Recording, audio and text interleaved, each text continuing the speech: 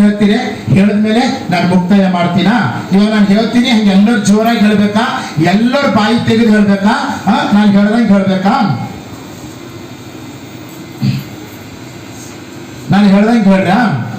ಅವರು ಅದನ್ನು ಕೇಳಿ ಆತನನ್ನು ಸೇವಿಸಿದರೆ ತಮ್ಮ ದಿನಗಳನ್ನು ಸುಖದಲ್ಲಿಯೂ ವರ್ಷಗಳು ಸಂತೋಷದಲ್ಲಿಯೂ ಕಳೆಯುವರು.